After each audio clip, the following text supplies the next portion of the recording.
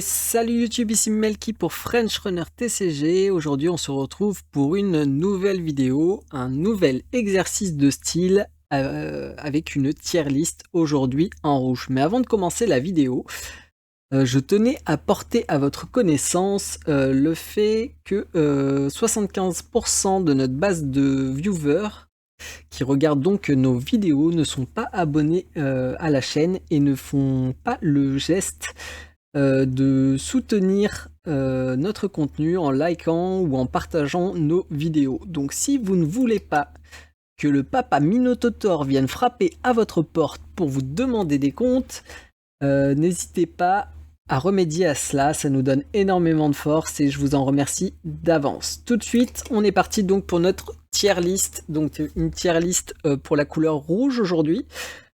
Comme d'habitude, une tier list, qu'est-ce que c'est? C'est en gros une échelle, une gradation des cartes qu'on va mettre du rang S, carte incroyable qu'il vous faut absolument dans votre collection et qui rentre dans tous les decks, au D, carte on s'en passe. On commence tout de suite, comme la dernière fois, par les programmes. Donc en rouge actuellement, on a un seul programme disponible. Il nous donne des sous. Il fait rien de très concret, mais on est obligé de le mettre, donc on va le mettre en B. Ensuite, on va passer sur les équipements. Donc les équipements en rouge, on a des trucs très très bons. On a notamment Mantis Blade, qui juste pour 1 nous donne un +2. Carte très très solide. Un petit peu au-dessus, je mettrai Satori. Pourquoi? Parce que sur Satori, c'est marqué piocher, et que piocher, c'est fort. Ici, on a vraiment deux exemples de cartes qui confirment aussi du coup l'étalonnage que je vous avais présenté dans une autre vidéo. Donc si Mantis Blade pour 1 vous donne +2 de force, pour 2 vous avez Satori qui vous donne +1 de force mais qui vous permet de piocher une carte. Donc l'effet n'est pas toujours aussi extrême, hein, ce qui fait que Satori est une excellente carte dans les faits. Mais du coup, voilà, je voulais rebondir là-dessus pour confirmer ce qu'on avait déjà discuté dans une vidéo. On en a fini pour les équipements, maintenant on passe sur les créatures. Donc on va partir du Sword by the Soul, 3 de coups, 5 de force, rien à dire, très bonne carte. Maintenant, bon, ça reste une vanilla, donc on va pas la mettre trop haut dans notre classement. Restless Low Life. Restless Low Life coûte 2, 1 de force avec une trigger. Quand il est spend, si l'adversaire doit vous voler un dé, vous réduisez la valeur de ce dé à 1.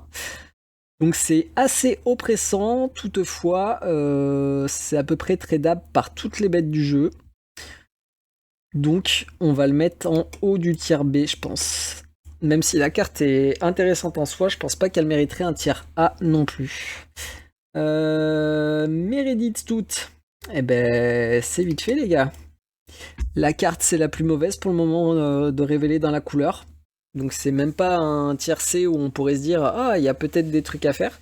Genre, il y a. C'est très compliqué de la faire fonctionner. Et quand vous arriverez à la faire fonctionner, il faut déjà que vous ayez des choses significatives dans votre cimetière.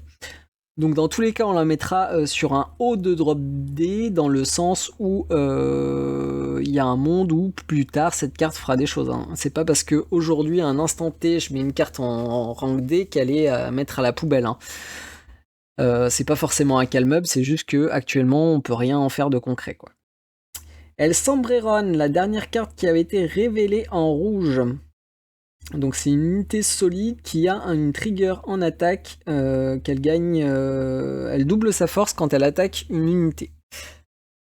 Le problème de cette carte, c'est que elle peut se faire trade back dans le sens où la force qu'elle gagne pour aller sur une unité, elle n'a pas en défense quand elle va aller se faire chasser par une autre unité. Donc pour moi, ça limite clairement le potentiel de la carte. Est-ce qu'on a envie de se commit de 3 drames pour une carte comme ça? Je ne pense pas. La carte est jouable. Cela dit, il y a un monde où si on joue rouge avec quelque chose pour la faire attaquer directement, là en tête j'avais Sandevistan, mais Sandevistan ça coûte 3 drames. Compliqué. Moi je mettrais cette carte tiercé, peut-être haut tiercé, mais pas plus.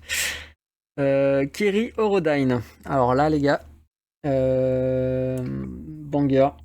Pour moi, cette carte trouvera facilement sa place dans tous les decks rouges. Elle coûte pas cher en légende. Elle a une capacité de spend pour piocher 2 cartes si jamais vous avez un dé à la max value.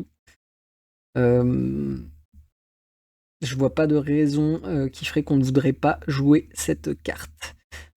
Haut de tiers A, bas de tiers S. Un petit peu entre les deux, on va la mettre en haut de tiers A parce qu'elle a une condition Armored Minotaur qui pour 6 du coup a 9 de force, qui est déjà très impactant, avec une capacité in play. Si vous avez 12 ou plus de street cred, vous pouvez gérer une unité jusqu'à 5 de force. Si c'était marqué juste gérer une unité, je la mettrais tiers S sans discuter. Maintenant, il y a beaucoup de conditions quoi. Alors, c'est pas des conditions difficiles, c'est des trucs qui vont arriver très régulièrement, c'est ce qui fait que je vais la mettre en haut de tiers A. En haut de tiers A ou en dessous Satori en vrai. Parce que bah là vous piochez sans condition. Donc on va mettre voilà, l'Armored Minotaur en deuxième position du tiers A. Ce qui nous amène sur les légendes. Alors les légendes, il y a quand même des trucs intéressants à dire en rouge.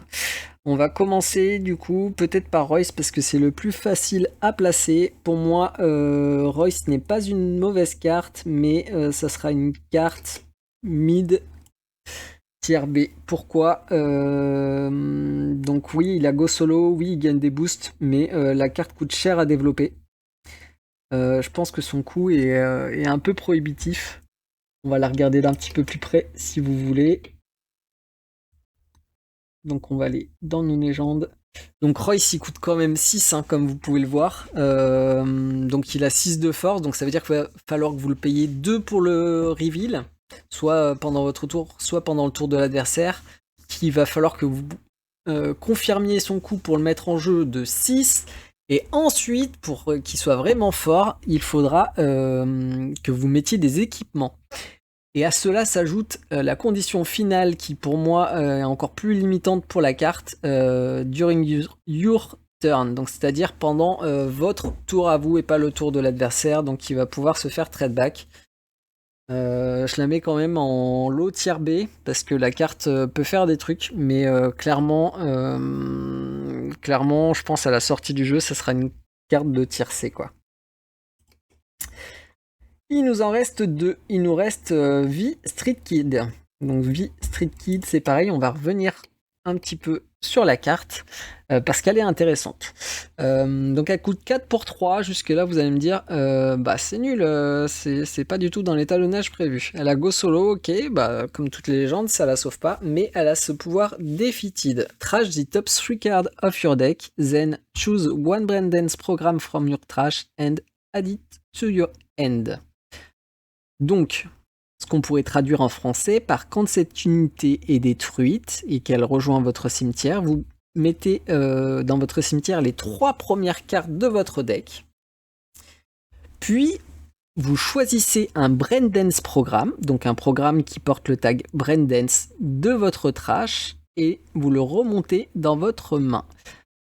Donc vous avez ce zen là qui est important et qui fait que cette carte est considérable et qui explique le rapport qualité-prix si vous voulez. C'est que ce zen, il vous dit que vous n'avez pas à prendre de Brain Dance Programme forcément dans les 3 cartes que vous allez trasher, mais dans l'intégralité de votre défausse. Et en cela, cette carte est pertinente. Aujourd'hui, on ne peut rien en faire, de par le nombre de Brain Dance qui ont été révélés, mais dans un futur proche, cette carte va faire des choses et va être très impactante. Aussi, comment on va la placer vu qu'on reste sur un hypothétique, on va la mettre là. On n'oublie pas de déplacer notre Royce. On va la mettre ici. On va la mettre dans la partie haute du tiers B sur l'échantillon disponible. Pas tiers A parce que pour le moment elle fait rien toute seule, mais on va la mettre juste en dessous le Restless Slow Life. Pour nous c'est pertinent. Enfin, dernière carte, Yorinobu Arasaka. Alors, Yorinobu Arasaka, on peut revenir dessus si vous le voulez. Donc c'est une légende rouge qui porte le tag Arasaka et qui a le card text suivant: The first time a friendly Arasaka unit attack each turn, draw a card. Point. Then, if you have less than 20 street cred, discard one card from your hand to trash.